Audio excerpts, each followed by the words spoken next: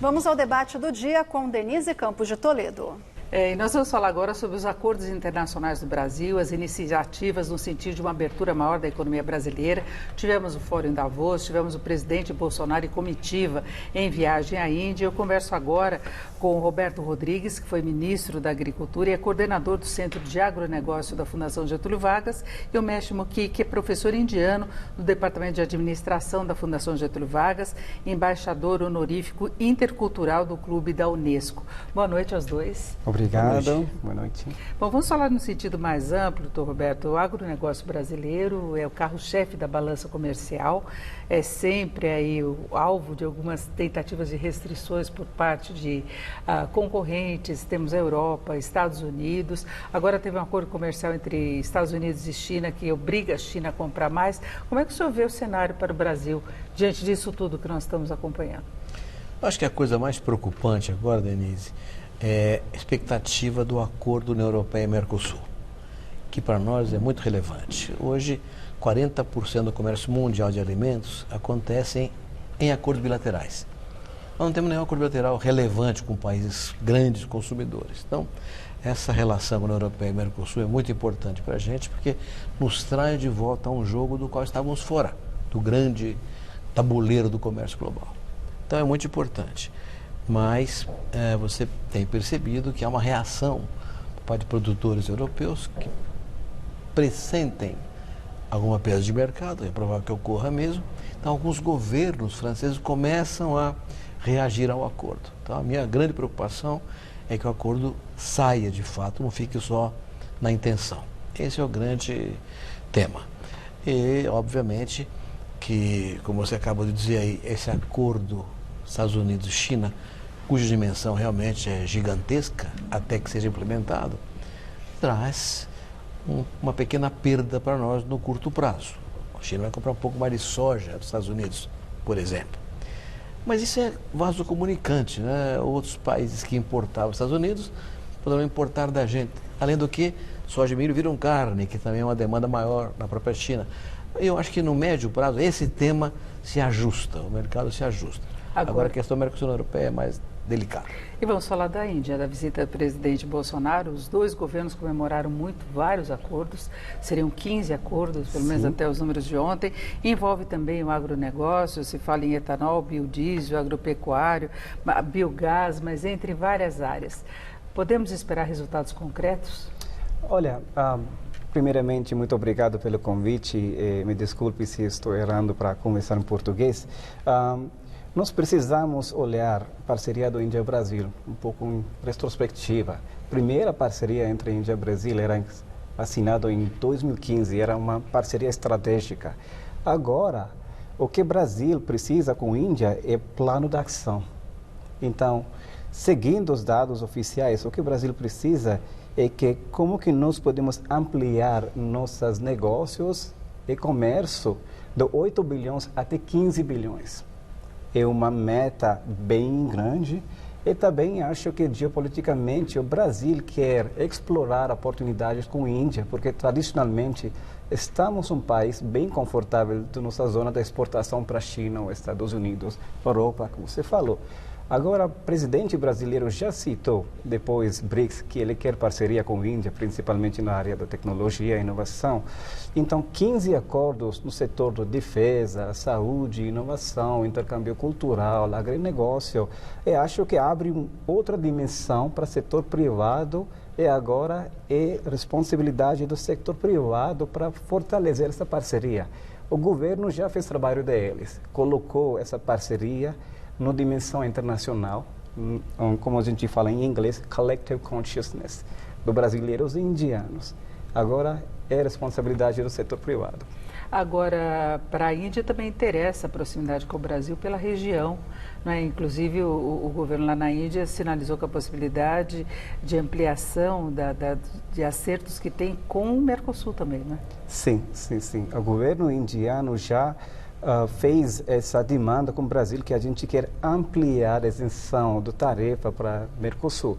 Então, vamos ver, porque acho que com essa crise do relacionamento com a Argentina, o Brasil está sinalizando para a Índia também está procurando uma parceira bem estável na região. Então, vamos ver como que vai dar esse acordo do Mercosul, que vai dar oportunidade para explorar mais de 3 mil produtos para isenção de tarifas preferenciais. Roberto, em relação à Índia? Eu acho que tem um tema central aí, que é o tema sucro energético, né?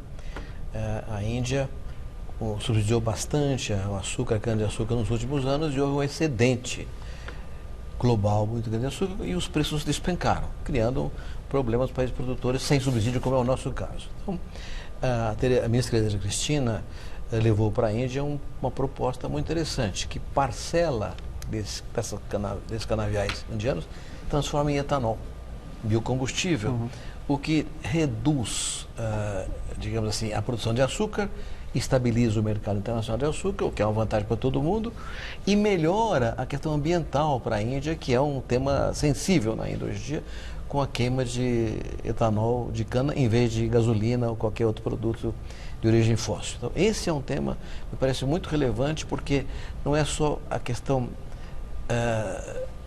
negocial da redução da oferta de açúcar e mais etanol na Índia.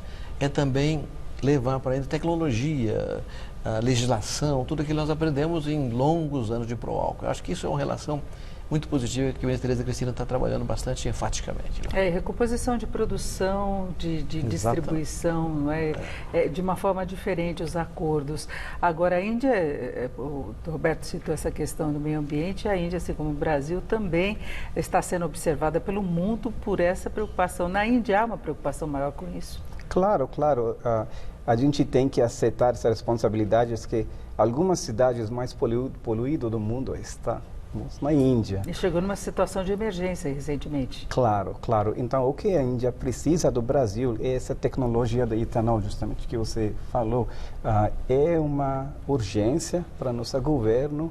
É por isso... E é bom para o mundo, né? Claro. É bom para o mundo todo. Claro, claro, claro. Essa questão ambiental foi muito discutida em Davos, né? Não se chegou a nenhum grande plano, que há uma dificuldade, porque grandes economias ainda resistem. Os Estados Unidos têm uma posição diferenciada agora, mas é o fato que é colocado, inclusive a ministra Tereza Cristina tentou enquadrar a conversa exatamente nesse sentido, né? Que dá para produzir sem poluir, sem desmatar. Até na Semana Verde, a Green Week, que houve em Berlim na semana passada, o tema foi esse aí, né?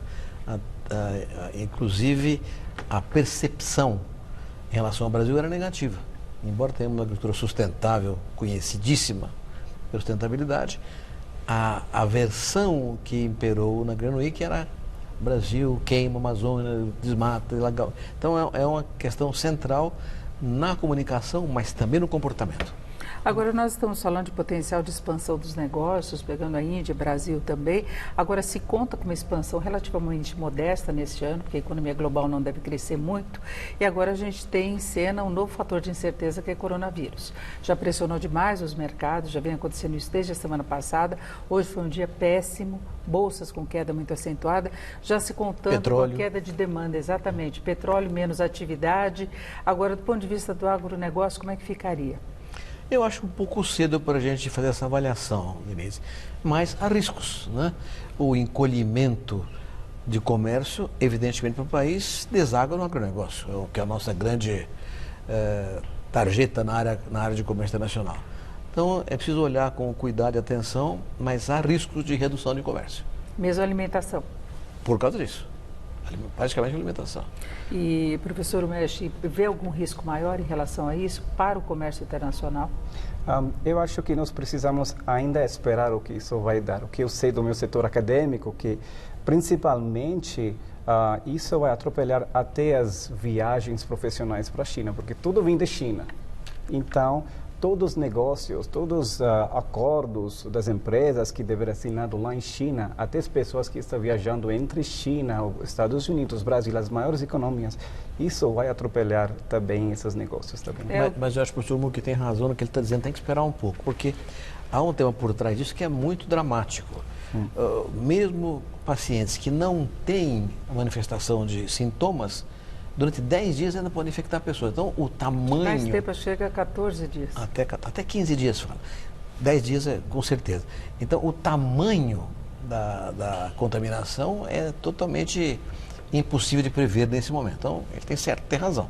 Vamos esperar um pouquinho, mais uns dias, para ver qual é o efeito desse processo todo. Mas é complicadíssimo. E a própria China deve sofrer as consequências de Claro. desaceleração da atividade, justamente agora que houve um acordo com os Estados Unidos que poderia dar um fôlego adicional, né? Claro, e agora pelo menos eu acho que o que a China está fazendo, pelo menos eles estão reconhecendo responsabilidades deles, transferindo todas as informações para a comunidade internacional, que é muito importante. Por isso que eu acho que é melhor esperar e ver o que isso vai dar, porque durante esse tempo é muito fácil para passar informações que não está correto. E isso não é bom para negócio, não é bom para mercado. É por isso que você está falando que qualquer momento a gente vai ver essa flutuação do mercado. Então, melhor esperar ponto de vista mais científico e pelas autoridades. Agora, mesmo as exportações do agronegócio relacionadas à alimentação podem ser prejudicadas, porque, pegando o exemplo da China, inclusive, nós tivemos um aumento muito forte de exportações recentemente por causa de uma doença, mas que pegou a produção de porco lá na China, né? E aí que nós pagamos toda a consequência aqui com o aumento de preços. No caso de uma doença, o movimento é parecido, o que acontece? Eu acho difícil Exemplos afirmar anteriores. alguma coisa em relação a isso, tá certo? O caso da peste suína africana foi uma coisa clara. Perderam produção na China, tiveram que importar de fora. Nesse caso, você ver qual é o reflexo disso no consumo. Que tipo de produto pode deixar de ser consumido ou não, né? Então, eu acho que está certo, professor, que vamos esperar mais alguns dias para a gente ter uma ideia de qual é a extensão do dano em saúde pública, não só na China, né? Onde está hoje surgindo doença em outros países. Então, é preciso verificar isso com muita atenção, muito cuidado. Agora, professor Mesh, a questão política na Índia determina muito desses acordos em termos de buscas de parceria, porque aqui no Brasil nós tivemos o presidente Bolsonaro, por exemplo, quebrando até o que ele tinha dito anteriormente e tentando uma proximidade com a China. A Índia, como é que se coloca hoje? É muito boa questão e acho que eu gostaria de compartilhar um ponto de vista bem diferente acadêmica que você vai ver. É bem diferente que você vai assistir em notícias. O convite do primeiro-ministro Modi para o presidente Bolsonaro para Dia da República da Índia, geopoliticamente, o que isso significa? Que a Índia está procurando uma parceria bem estável na América do Sul. Agora, muitas pessoas vão falar que esses dois líderes estão compartilhando o mesmo tipo de política, ideologia, mas não é isso. Se você vai ver em retrospectiva, a Índia já fez convite para o Brasil para participar nesse Dia da República, para o presidente Fernando Henrique e o presidente Lula também. E nos últimos 5 anos, a Índia fez convite para Barack Obama, para François Hollande, o chefe de estados do país do Sudeste da Ásia e também da África do Sul. Então, essa política é fora da ideologia, mas é geopolítica da Índia que nós estamos engajados para ter parceria estável com países emergentes, poderosos, mas também país que está emergindo, desenvolvendo. Perfeito. Assim, nós vamos encerrando por aqui. Eu agradeço muito a participação do Roberto Rodrigues, que foi ministro da Agricultura, é coordenador do Centro de Agronegócio da Fundação Getúlio Vargas. Muito obrigada. Ricardo, e o professor Mesh Moki, que está falando muito bem, só está um ano aqui no Brasil. É verdade, né? Indiano está ótimo, também professor da Fundação Getúlio Vargas. Obrigado, namastê por tudo. Muito obrigada, boa noite. Laércio Luciano.